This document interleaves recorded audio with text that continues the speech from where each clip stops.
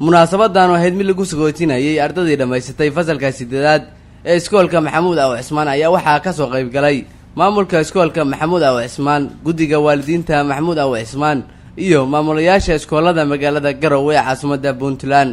ugu horeeyna waxaa xalfadda sagootinta ardayda fasalka 8aad furay maamulaha iskoolka Maxamuud Aw Cismaan Axmed Cabdi Cilmi, isagoona sheegay ujeedka xalfadda inay tahay sagootinta ardayda dhamaysatay fasalka 8aad ee iskoolka Maxamuud Aw Cismaan.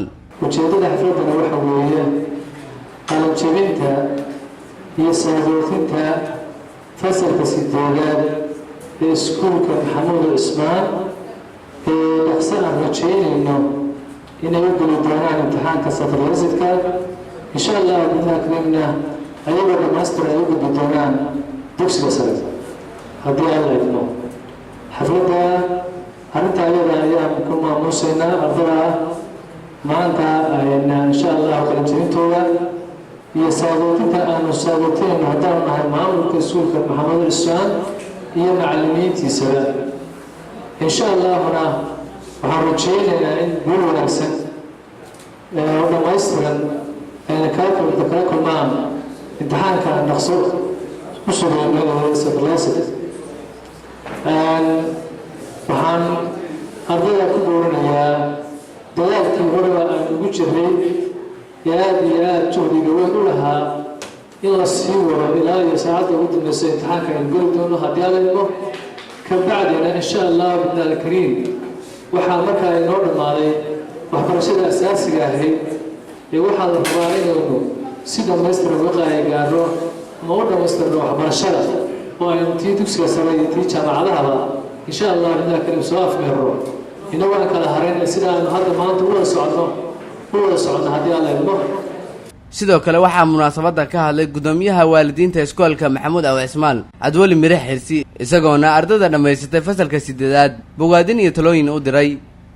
in badan baa soo dadaalayseen, in badan baa soo shirmaalayseen, in badan bay hooyii aabay lahayd maxaa u daahdeen, in badan baa macallinka iyo macallimiinta iyo cid walbayna lahayd waa soo daahdeen ama waa soo dheerayseen. in badan baad u soo jeedeen inaad wax akhrisaan, in badan baa qalbigiina waxaad ku hayseen sidii aad marxaladan ugu horeysa ee dugsiga hoose dhexe looga gudbo inaad ka gudubtaan oo aad u gudubtaan marxaladda labaad ee dugsi sare.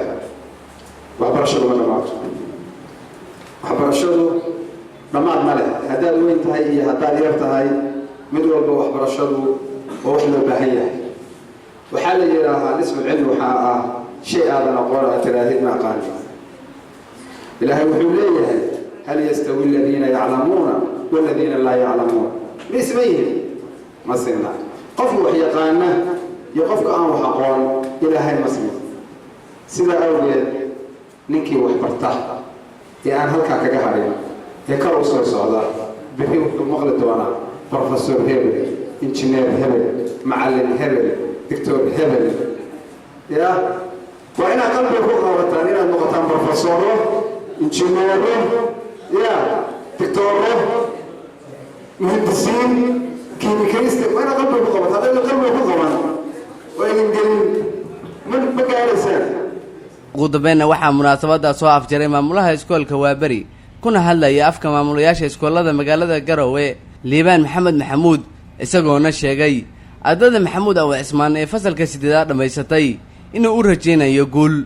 xafladda tan qiimaha badan waxaa lagu maamuusay oo lagu sagootinayaa sana dugsiyeedka 2015-2016 ardayda ka qalin jebinaysa waxbarashada primariga oo u gudbaysa waxbarashada dugsiga sare.